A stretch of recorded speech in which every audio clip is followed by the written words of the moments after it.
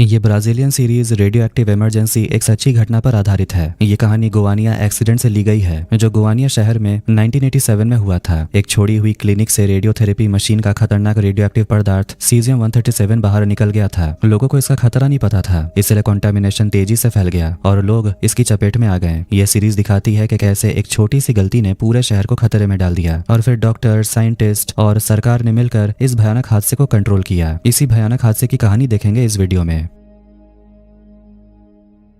कहानी की शुरुआत ब्राजील के गोवानिया शहर के एक बस्ती से होती है। यहाँ हमें कार्लोस और उसका एक दोस्त दिखाई देता है। दोनों बात करते हुए एक पुराने बिल्डिंग की तरफ जा रहे थे। तारीख है 13 सितंबर 1987। असल में वो पुरानी बिल्डिंग एक रेडियोथेरेपी इंस्टीट्यूट है। दोनों वहाँ कबाड़ ढूंढने आए थे ताकि कुछ कीमती चीज मिल जाए जिसे बेचकर उन्हें पैसे मिल सके। इसी तलाश में वो लोग एक ऐसे इलाके में पहुंच जाते हैं जहाँ रेडियो एक्टिव चीजें पड़ी हुई थी। वहाँ उन्हें लेड से ढका हुआ एक कवर मिलता है। उन्हें नहीं पता कि इसके अंदर है क्या, लेकिन उन्हें लगता है कि लेड बेचकर उन्हें अच्छे पैसे मिल जाएंगे। एक पल के लिए उनके मन में यह भी आता है कि अगर ये इतना कीमती ही है तो ये यहाँ ऐसे ही क्यों पड़ा हुआ है। लेकिन पैसों के लालच में वो लोग उस लेड कवर को खोलने की कोशिश करते हैं। उस कंटेनर के अंदर एक छोटा सा कैप्सूल था। उस कैप्सूल के अंदर कुछ बहुत खतरनाक चीज होती है, लेकिन उन्हें इसका जरा सा भी अंदाजा नहीं होता। दोनों उस लेड कवर को लेकर सामने के एक वर्कशॉप में चले जाते हैं, जो असल में कबाड़ खाना है, ताकि उसे बेच सके। वहाँ कबाड़ खाने का मालिक एवेनिल्डो होता है। वो बहुत कम कीमत लगाता है क्योंकि उसे लगता है कि लेड में एल्यूमिनियम भी मिला होगा।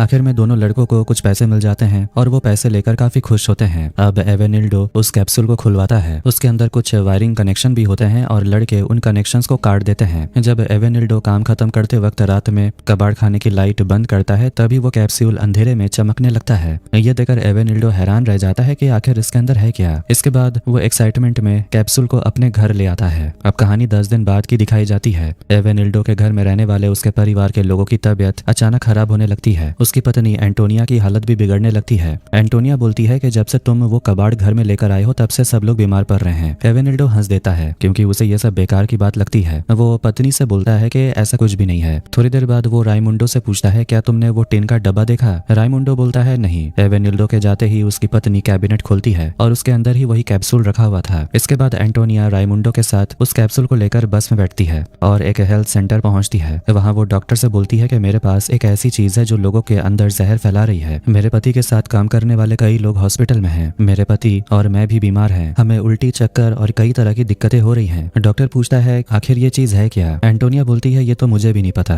मेरे पति को यह कबाड़ में मिला था, लोहे के किसी टुकड़े की तरह। इतना बोलते ही उसकी तबीयत और बिगड़ने लगती है और उसे उल्टी होने लगती है। डॉक्टर उसे आराम करने को बोलते हैं, लेकिन एंटोनिया बोलती है कि मैं तब तक आराम नहीं करूंगी जब तक आप वादा नहीं करेंगे कि आप इस चीज को यहाँ से हटवा देंगे। डॉक्टर उसे वादा करते हैं और इसके बाद एंटोनिया वहां से चली जाती है। अगले दिन रेडियो पर गोवानिया के गवर्नर रॉबर्टो का इंटरव्यू आता है। वो शहर की खराब आर्थिक हालत के बारे में बात कर रहा था। उसी दिन को डे 1 बताया जाता है। अब हमें मार्सियो दिखाई देता है, जो एक न्यूक्लियर फिजिसिस्ट है। उसकी पत्नी बियांका कमरे में आती है और उसे नाश्ता करने के लिए बुलाती है। वो बताती है कि तुम्हारे पापा भी आ गए हैं। दोनों के बीच थोड़ा रोमांस भी होता है और तभी बियांका एक खुशखबरी देती है। वो बताती है कि वो प्रेग्नेंट है। ये सुनकर दोनों बहुत खुश हो जाते हैं। उस दिन भी वो रेडियो एक्टिव चीज हेल्थ सेंटर के बाहर ही पड़ी रहती है। डॉक्टर अपनी असिस्टेंट क्रिस से पूछता है, कल जो औरत आई थी क्या उसके बारे में कुछ पता चला? क्या उस चीज को किसी ने हाथ तो नहीं लगाया? असिस्टेंट बोलती है नहीं। इसी बीच एंटोनिया हॉस्पिटल में भर्ती हो जाती है। वो अपना चेकअप कराती है और बताती है उसे बार बार बेहोशी जैसा लगता है। उसके बाल भी झड़ रहे हैं और उसके शरीर पर कई जगह जलन जैसे घाव बन गए हैं। डॉक्टर ये सब देखकर घबरा जाते हैं और पूछते हैं, ये कब से हो रहा है? एंटोनिया बोलती है, ये सब कुछ दिनों से ही हो रहा है। धीरे धीरे हॉस्पिटल में ऐसे कई मरीज भर्ती होने लगते हैं जिनमें बिल्कुल ऐसे ही लक्षण दिखाई दे रहे थे। मार्सियो और बियांका अपने पापा के साथ उनका बर्थडे मना रहे थे। पापा शिकायत करते हैं कि उनका बेटा तो कभी उनके साथ रहता ही नहीं। फिर वो बोलते हैं कि मुझे बर्थडे पर जो गिफ्ट चाहिए वो तुम दोनों को देना ही पड़ेगा। वो बताते हैं कि यूनिवर्सिटी ऑफ गोवानिया में पढ़ाने के लिए एक एग्जाम होने वाला है। अगर तुम यहाँ रहोगे तो खर्च भी कम होगा और यहाँ रहकर काम करोगे तो सैलरी भी अच्छी मिलेगी। मार्सियो बोलता है, मैं इंटरव्यू जरूर दूंगा, लेकिन उसी फील्ड के लिए जिसके लिए मैंने पढ़ाई की है। मैं एक न्यूक्लियर फिजिसिस्ट हूँ और मैं वहीं काम करूंगा। तभी उसे हॉस्पिटल से उसी डॉक्टर का फोन आता है जो उसका दोस्त है। डॉक्टर उसे बताता है कि उसके पास कुछ मरीज आए हैं जिनमें कुछ ऐसे लक्षण दिखाई दे रहे हैं जैसे चक्कर आना, सिर दर्द, बाल झरना, उल्टी होना। वो कहता है तुम तो एक न्यूक्लियर फिजिसिस्ट हो, इसलिए मैं तुमसे पूछना चाहता हूँ कि क्या ये किसी तरह का पॉइजनिंग हो सकता है, किसी रेडियो एक्टिव सोर्स की वजह से। मार्सियो बोलता है नहीं, ये तो रेडिएशन की वजह से होता है जब किसी को बहुत ज्यादा रेडिएशन मिलता है। डॉक्टर उसे बताता है कि हेल्थ डिपार्टमेंट से भी कॉल आया। उन्हें पता चला कि हेल्थ सेंटर में एक औरत आई थी और उसने शिकायत की थी कि ये सब कुछ एक कैप्सूल की वजह से हो रहा है। डॉक्टर उसे बोलता है कि अगर तुम यहीं हो तो क्या मेरे लिए एक बार हेल्थ सेंटर जाकर चेक कर सकते हो। मार्सियो परेशान हो जाता है क्योंकि आज उसके पापा का जन्मदिन था, लेकिन फिर भी वो 1 घंटा देने के लिए मान जाता है। इसके बाद वो हेल्थ सेंटर के डॉक्टर से मिलता है। उसके पास एक सेंटिलोमीटर भी था जिससे रेडिएशन मापा जाता है। जब वो डिवाइस चालू करता है तो उसमें बहुत डरावनी आवाजें आने लगती हैं। ये देखकर मार्सियो को लगता है शायद मशीन खराब है, इसीलिए वो उसे चेक करवाने के लिए लैब में जाता है। लेकिन लैब का आदमी बताता है कि मुझे तो ये डिवाइस बिल्कुल सही लग रही है। तब मार्सियो बोलता है अगर उसके पास कोई दूसरी मशीन है तो वो मुझे दे दीजिए। इधर क्रिस फायर डिपार्टमेंट के लोगों को बुलाती और बोलती है इस कैप्सूल को यहाँ से ले जाओ, अगर हो सके तो इसे नदी में फेंक दो। फायर फाइटर उसे ले जाने वाले होते हैं कि तभी सही समय पर मार्सियो और डॉक्टर भागते हुए वहां आते हैं और उनका सेंटिलोमीटर भी बहुत तेज आवाज कर रहा था। जैसे ही मार्सियो बोलता है कि ये रेडियो एक्टिव है, इसे नदी में मत फेंको, फायर फाइटर तुरंत उसे नीचे रख देता है। हालात समझते ही मार्सियो डॉक्टर से बोलता है कि हमें तुम्हारी बिल्डिंग तुरंत खाली करवानी पड़ेगी, अगर हमने ऐसा नहीं किया तो बहुत लोगों की जान जा सकती है, इसलिए तुरंत हेल्थ सेंटर को खाली करवाया जाता है। डॉक्टर के कहने पर दोनों एंटोनिया वाले इलाके में पहुंचते हैं क्योंकि वहीं से वो कैप्सूल मिला था और उस जगह को खाली करवाना जरूरी था। वहां मार्सियो डॉक्टर से बोलता है कि रेडिएशन आग की तरह होती है, जितना हम इससे दूर रहेंगे उतना ही कम नुकसान होगा। इसके बाद दोनों एवेनिल्डो के वर्कशॉप में जाते हैं और उससे मिलते हैं। दोनों मिलकर उसे बताते हैं कि आपकी पत्नी हमारे पास एक चीज लेकर आई थी, उसमें रेडियो एक्टिव सोर्स था और वो बहुत खतरनाक है, उसी की वजह से ये जगह पूरी तरह कॉन्टेमिनेट हो गई है। एवेनिल्डो को लगता है कि ये दोनों पुलिस वाले हैं, इसलिए वो उन्हें धमकाने लगता है, कहता है यहाँ से चले जाओ। डॉक्टर उसे समझाता है कि हम सिर्फ मदद करने आए हैं, आपकी वाइफ हॉस्पिटल में है, हमें बस ये बताइए कि आपको वो चीज कहाँ से मिली। तब एक लड़का बोलता है हाँ मुझे पता है।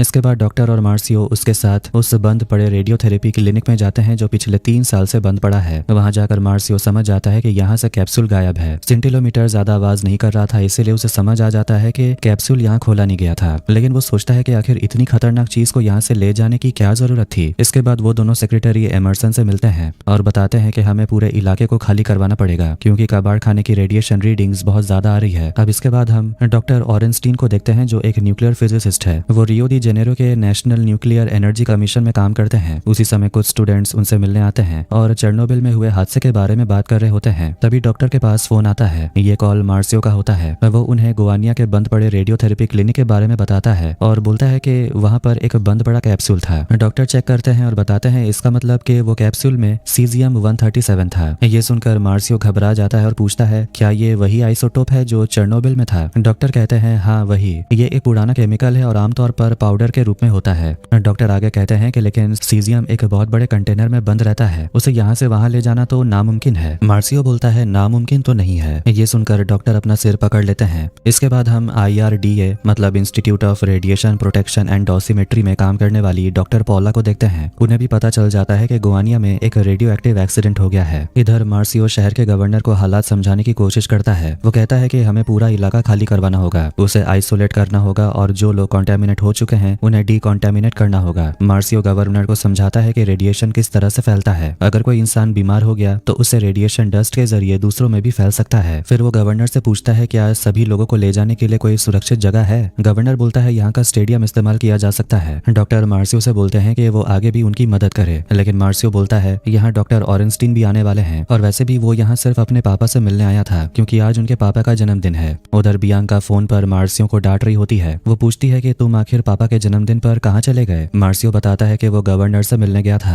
और यहाँ मामला बहुत ज्यादा बिगड़ गया है। इसके बाद स्टेडियम की तैयारी शुरू होती है। इसके बाद रात के समय एवेनिल्डो का परिवार और कैटरीना का परिवार साथ बैठे होते हैं। वो देखते हैं कि उनके घर के लोग लगातार बीमार पड़ रहे हैं। एवेनिल्डो बोलता है लेकिन अब वो चीज हमारे पास नहीं है, इसलिए हम ठीक हो जाएंगे। तभी बाहर हेल्थ सेक्रेटरी के लोग पहुंच जाते हैं। वो उन्हें स्टेडियम ले जाने के लिए आए थे क्योंकि उन्हें लगता है कि वो सभी लोग कॉन्टेमिनेट हो चुके हैं। मार्सियो और एमरसन उन्हें समझाने की कोशिश करते हैं कि तुम्हारे पास जो कैप्सूल कैप्सूल था उसके अंदर रेडियो एक्टिव सोर्स था। एमरसन बताता है कि स्टेडियम में एक स्क्रीनिंग सेंटर बनाया गया है, इसीलिए पहले आप सबको वहां ले जाना होगा। मार्सियो उन्हें सेंटीमीटर के बारे में बताता है जो रेडिएशन लेवल मापता है। जैसे ही कटरीना की बेटी सेलेस्ट सामने आती है, मशीन बहुत तेज आवाज करने लगती है। इसके बाद बिना समय बर्बाद किए सबको बस में बिठाकर स्टेडियम ले जाया जाता है। उधर मार्सियो के घर में उसके पापा की बर्थडे पार्टी चल रही होती है, लेकिन मार्सियो का तो कोई पता ही नहीं होता। उसकी पत्नी उसके पापा को समझाती है कि वो थोड़ी देर में आ जाएगा, लेकिन उसके पापा केक काटने के लिए तैयार ही नहीं होते। तभी टीवी पर ब्रेकिंग न्यूज आती है। पता चलता है कि उनके शहर में एक रेडियो एक्टिव एक्सीडेंट हो गया है। टीवी पर वो मार्सियो को भी देख लेते हैं। उसी समय आखिरकार डॉक्टर ऑरेंस्टीन भी गुवानिया पहुंच जाते हैं और सीधे स्टेडियम आते हैं। इसके बाद एमरसन, गवर्नर और मार्सियो डॉक्टर ऑरेंस्टीन से मिलते हैं। डॉक्टर कहते हैं कि अच्छा हुआ कि जल्दी इंतजाम कर लिया गया, वरना हालात और भी खराब हो सकते थे।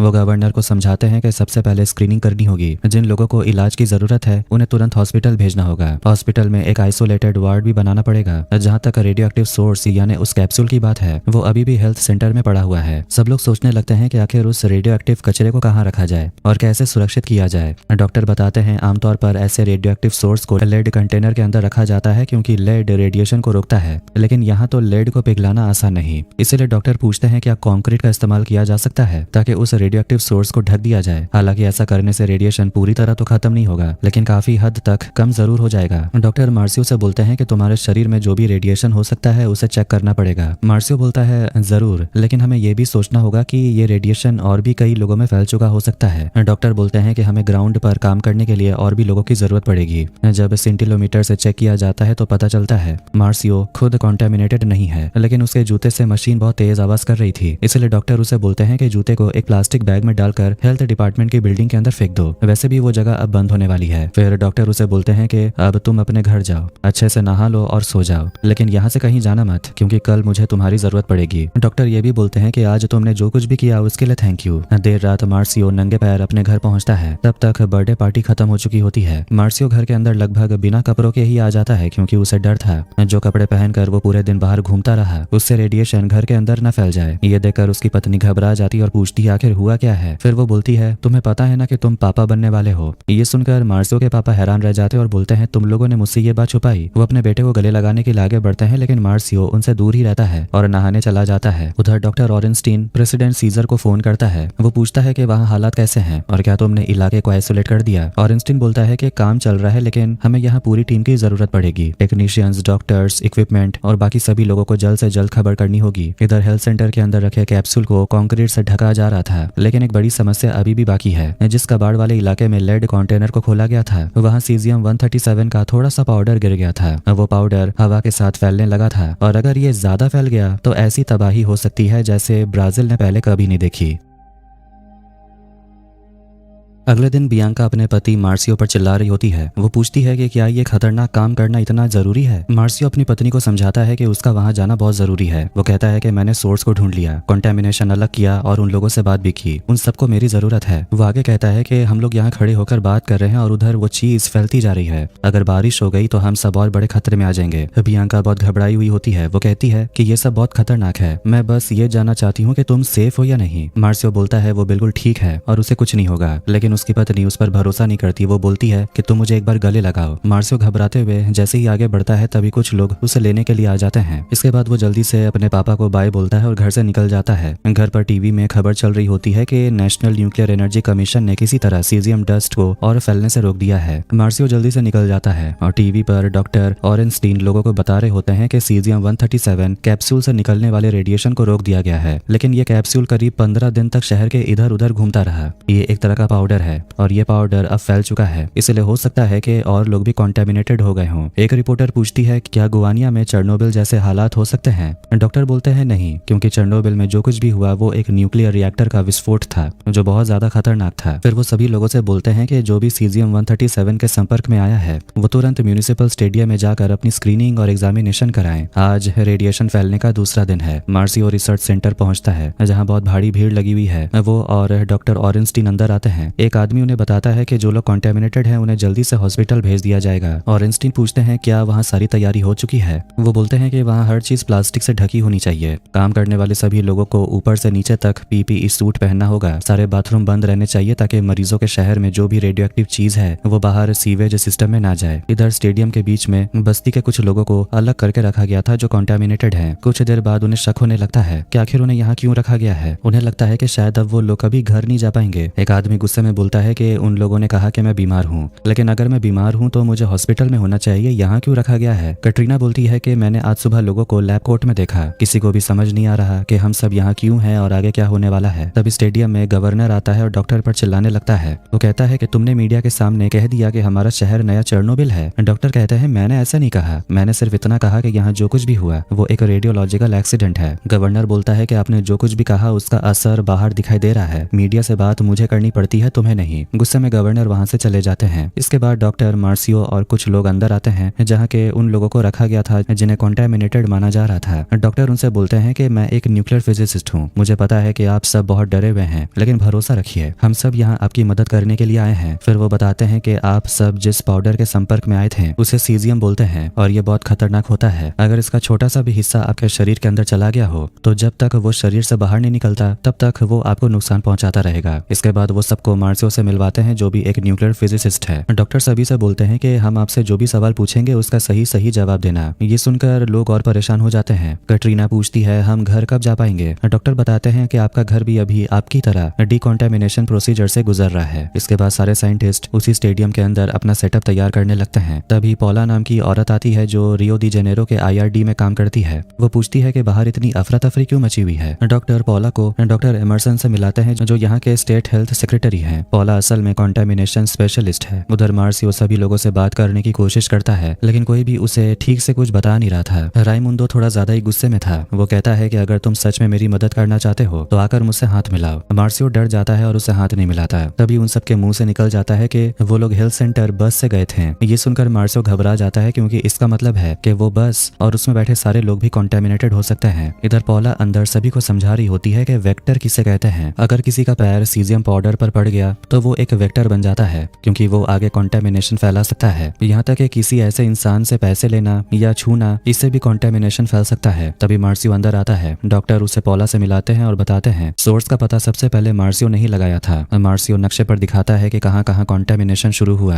अब तक उन्हें 6 हॉटस्पॉट्स के बारे में पता चल चुका है। वो ये भी बताता है कि एंटोनिया और राइमुंडो हेल्थ डिपार्टमेंट जाने के लिए बस से गए थे और उनके पास वही सोर्स था जिसका पाउडर बैग से गिर रहा था। ये घटना करीब 2 दिन पहले हुई थी, मतलब पिछले 2 दिनों से एक रेडियो एक्टिव बस पूरे शहर में घूम रही है। ये सुनकर पॉला गवर्नर से बोलती है कि हमें तुरंत उस बस का ट्रांसपोर्टेशन बंद करवाना होगा, लेकिन गवर्नर इसे इतना सीरियसली नहीं लेता। वो कहता है कि अगर सीजियम पाउडर गिरा भी होगा तो शायद बैग के अंदर ही रहा होगा। पॉला कहती है कि इतना बड़ा रिस्क हम नहीं ले सकते। डॉक्टर भी गवर्नर को समझाते हैं कि हमें कोई जोखिम नहीं लेना चाहिए और बस को तुरंत रोक देना चाहिए, लेकिन गवर्नर फिर भी मना कर देते हैं। वो कहता है कि शहर के लोग पहले ही बहुत डरे हुए हैं, अगर बस रोकने की बात कही गई तो लोग और भी ज्यादा घबरा जाएंगे। गुस्से में वो वहां से चला जाता है। इसके बाद मार्सियो हॉस्पिटल जाकर एंटोनिया से पूछता है कि उसने कौन सी बस ली थी। उधर पॉला स्टेडियम में लोगों से बोलती है कि अपनी सारी चीजें एक जगह रख दें। छोटी बच्ची सेलेस्ट अपनी डॉल देने से मना कर देती है। डॉक्टर उसे प्यार से समझाती है कि वो अपनी गुड़िया इस छोटे से बॉक्स में रख सकती है। इसके बाद सबको विनेगर वाली पानी से नहाने के लिए कहा जाता है। एवेनिल्डो के गले पर बहुत ही भयानक निशान दिखाई दे रहा था। इधर हॉस्पिटल में मार्सियो एंटोनिया से मिलता है और उससे बस के बारे में पूछने लगता है। बात करने पर पता चलता है कि बस का नंबर शायद 008 या 009 था। मार्सियो उससे बोलता है कि सही बस याद करने की कोशिश करो क्योंकि इससे बहुत सारे लोगों की जान बच सकती है। उधर पॉला लोगों के नाम लिस्ट चेक कर रही थी, लेकिन उसे पता चलता है कि कटरीना का नाम लिस्ट में नहीं है क्योंकि उसके शरीर में रेडियो एक्टिव लेवल लगभग ना के बराबर है, जबकि उसकी बेटी के शरीर में रेडिएशन लेवल बहुत ज्यादा है और उसे हॉस्पिटल जाना पड़ेगा। लेकिन कटरीना बोलती है कि वो अपनी बेटी को अकेले हॉस्पिटल नहीं जाने देगी। इस बात पर उसके और डॉक्टर के बीच बहस होने लगती है। बाकी सब लोग उसे समझाते हैं कि झगड़ा करने से कोई फायदा नहीं होगा। आखिर में कटरीना अपने बेटे से बोलती है कि अपनी बहन का ख्याल रखना, चाहे कुछ भी हो जाए। भारी मन से कटरीना अपने पति और बच्चों को विदा करती है जो जनरल हॉस्पिटल चले जाते हैं। इधर जिस हॉस्पिटल में मार्सियो था वहाँ एक लड़का, वही कार्लोस, अचानक तड़पने लगता है। एक नर्स उसे मॉर्फिन इंजेक्शन दे देती है। इसके बाद वहाँ से भी मरीजों को जनरल हॉस्पिटल भेजा जाने लगता है। सबको गाड़ी में बैठाने के बाद डॉक्टर ड्राइवर से बोलते हैं कि सभी को जनरल हॉस्पिटल छोड़ने के बाद तुम भी स्टेडियम चले जाना स्क्रीनिंग के लिए। ड्राइवर बोलता है लेकिन उस हॉस्पिटल में तो सब लोग हड़ताल कर रहे हैं। डॉक्टर बोलते हैं जो भी रही हो, तुम उन्हें वहाँ ले जाओ। जैसे ही एम्बुलेंस जनरल हॉस्पिटल पहुंचती है, वहाँ के डॉक्टर और मेडिकल स्टाफ प्रोटेस्ट कर रहे होते हैं क्योंकि हॉस्पिटल में दवाइयाँ खत्म हो चुकी थी और मरीजों के लिए बेड्स भी नहीं थे। वहाँ उन लोगों को हॉस्पिटल का डायरेक्टर मिलता है जो उन लोगों से बोलता है लाइन बनाकर हॉस्पिटल के अंदर आइए। लेकिन वही लड़का कार्लोस जो हॉस्पिटल में तड़प रहा था, उसकी हालत और भी खराब होती है। वो तो चलकर अंदर नहीं जा सकता था। तभी स्टेडियम से भी एक गाड़ी पहुंच जाती है और सभी लोगों को एक स्पेशल वार्ड में लाया जाता है जो पूरी तरह प्लास्टिक से ढका हुआ था। वहाँ हर किसी के लिए साफ सुथरा बेड मौजूद था। जैसे ही सभी लोग अंदर आते हैं, वार्ड का दरवाजा लॉक कर दिया जाता है।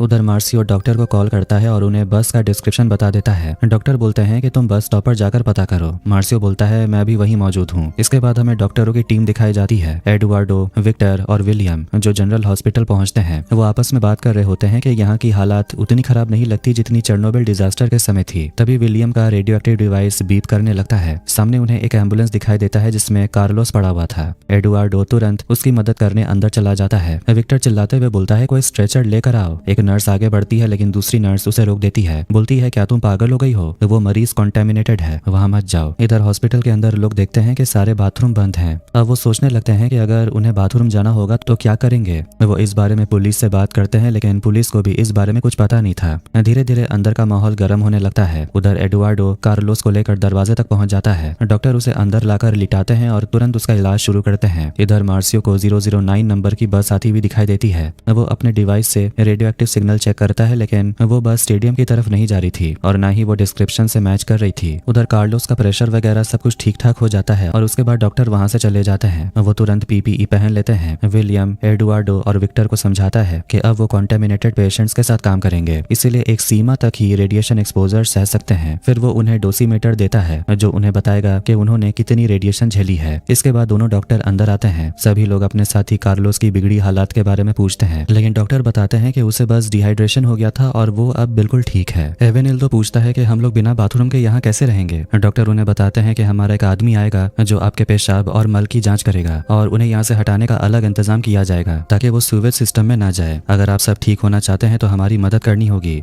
दूसरी तरफ पॉला एक इलाके में पहुंचती है, वही जगह जहाँ कॉन्टेमिनेटेड लोग रहते थे। वहाँ कुत्तों को देखकर वो बोलती है इन्हें भी हमें इकट्ठा करना पड़ेगा। इसके बाद वो और डॉक्टर ऑरेंस्टीन एक ऐसी जगह पहुंचते हैं जहाँ रेडिएशन लेवल बहुत ज्यादा था। फ्लैशबैक दिखाया जाता है कि राइमुंडो और उसका दोस्त लेड कैप्सूल को खोलने की कोशिश कर रहे थे। उधर हॉस्पिटल में लोग डॉक्टरों को बताते हैं कि उन्होंने उस कैप्सूल को खोलकर कार्लोस के घर ले गए थे। काफी मुश्किल से वो लोग कैप्सूल को खोल पाए। उसके अंदर से पाउडर निकल रहा था लेकिन उन्हें इसका अंदाजा भी नहीं था। अगले ही दिन से उन्हें उल्टियां शुरू हो गई। कार्लोस उस कैप्सूल को लेकर बच्चों के साथ भी खेल रहा था। इसके बाद वो उस कैप्सूल और लेड के कवर को सामने वाले वर्कशॉप में बेच देता है जो कि एवेनिल्डो का था और उन्हें कुछ पैसे मिल जाते हैं। अब वर्कशॉप के लोग भी उस कैप्सूल को खोलने की कोशिश करने लगते हैं। हॉस्पिटल में एंटोनिया बताती है कि वो चीज उनके घर में करीब 10 दिन तक पड़ी रही जैसे कि कोई ट्रॉफी हो। उसके बाद ही सबकी तबीयत बिगड़ने लगी। फिर दिखाया जाता है कि असल में हुआ क्या था। एवेनिल्डो उस कैप्सूल को लेकर अपने ही डाइनिंग टेबल पर उसे खोलने की कोशिश कर रहा था जिसके अंदर सीजियम 137 का पाउडर था। जैसे ही वो खुलता है उसके अंदर से एक चमकदार पाउडर निकलता है। सब लोग उसे देखकर काफी खुश होते हैं। उन्हें लगता है कि ये कोई यूएफओ का गिरा हुआ कीमती पदार्थ है। फिर सब लोग उस पाउडर को थोड़ा थोड़ा आपस में बांट लेते हैं। कुछ लोग तो उस पाउडर को अपने शरीर पर ऐसे लगा रहे थे जैसे कोई बॉडी लोशन हो। इधर कटरीना का पति भी वो पाउडर लेकर अपनी बेटी को दिखाता है। इतना चमकदार पाउडर देखकर तो उसकी बेटी सेलेस्ट भी खुश हो जाती है लेकिन कटरीना को गुस्सा आता है। वो कहती है कि वो दिन भर घर में काम करती है और उसका पति ऐसी बेकार चीजों में पैसे बर्बाद कर रहा है। उसका पति कहता है कि उसने पैसे बर्बाद नहीं किए। इसके बाद कटरीना उस पाउडर को छूती नहीं है। वो कपड़े से उसे पोंछकर कचरे में फेंक देती है और फिर बेसिन में अपने हाथ धो लेती है। लेकिन उसकी छोटी बेटी सेलेस्ट उसी हाथ से खाना खाने लगती है बिना हाथ धोए। ये सुनकर एडुआर्डो घबरा जाता है क्योंकि इसका मतलब है कि छोटी बच्ची सेलेस्ट ने सीजियम निगल लिया है। दूसरी तरफ पॉला और डॉक्टर ऑरेंस्टीन कटरीना के घर के आसपास जांच कर रहे होते हैं। तभी उन्हें समझ आता है कि शायद सीजियम सामने वाले नाले में चला गया है। उन्हें वहाँ एक पड़ोसन मिलती है। पॉला उसे पूछती है क्या यहाँ सभी घरों का पानी का कनेक्शन इसी नाले से जुड़ा हुआ है। वो औरत कहती है इसके बारे में उसे नहीं पता। फिर वो औरत कटरीना के परिवार के बारे में बताती है कि उन दोनों का परिवार काफी करीब था। ये सुनकर डॉक्टर और भी घबरा जाते हैं। जैसे ही वो घर के अंदर जाते हैं उनका रेडिएशन डिवाइस जोर जोर से बजने लगता है। अंदर उन्हें वही चमकदार पाउडर दिखाई देता जाता है। डर के मारे डॉक्टर तुरंत घर से बाहर निकल आते हैं। बाहर आकर ऑरेंस्टीन पुलिस से बोलते हैं कि हमें यहाँ सारे घर खाली करवाने होंगे, पूरे मोहल्ले को बंद कराना पड़ेगा। उधर बस स्टैंड पर 008 नंबर की बस आकर रुकती है। बताए गए डिस्क्रिप्शन के मुताबिक उसका ड्राइवर टोपी पहने हुए था। मार्सियो तुरंत उस बस में चढ़ता है। जैसे ही वो सिंटिलोमीटर चालू करता है उसका मशीन बीप करने लगता है। बस में बैठे लोग घबरा जाते हैं और सोचते हैं कि कहीं उसके बैग में बॉम्ब तो नहीं। तब मार्सियो सभी को समझाता है कि वो एक फिजिसिस्ट है और ये बस कॉन्टेमिनेटेड है। ये सुनते ही लोग घबरा जाते हैं और बस से निकलने की कोशिश करते हैं, लेकिन मार्सियो उन्हें रोक देता है और बोलता है आप सभी को स्टेडियम चलना होगा स्क्रीनिंग के लिए। दूसरी तरफ कैटरीना के इलाके से भी लोगों को स्टेडियम भेजा जा रहा था। बस में बैठे लोग बाहर निकलना चाहते थे, लेकिन मार्सियो ड्राइवर से बोलता है दरवाजा मत खोलो, अगर ये लोग बाहर गए तो और भी लोगों को बीमार कर देंगे, स्टेडियम चलो, ऐसे करके तुम बहुत लोगों की जान बचा सकते हो। ड्राइवर उसकी बात मान जाता है। दूसरी तरफ गवर्नर मीडिया से बात करते हुए कह रहा होता है कि हालात पूरी तरह काबू में है, लेकिन उसी समय बड़ी संख्या में लोग स्टेडियम में आने लगते हैं, जिससे मीडिया को गवर्नर की बातों पर शक होने लगता है। मार्सियो मीडिया की मदद लेकर अनाउंस करता है कि जिसने भी पिछले 48 घंटों में 008 नंबर की बस ली है वो तुरंत म्यूनिसिपल स्टेडियम आकर अपना टेस्ट कराएं। उधर रियो दी जेनेरो में एक हॉस्पिटल में एडुआर्डो एक एडमिरल को फोन करके बताता है कि यहाँ के मरीजों को वहाँ एडमिट कराना पड़ेगा, क्योंकि यहाँ हॉस्पिटल में स्टाफ और इक्विपमेंट दोनों की कमी है। लेकिन एडमिरल फोन काट देता है। इसके बाद हम मार्लिन वियेरा नाम की एक औरत को देखते हैं जो फेडरल ऑफिसर है और वो घर जाने की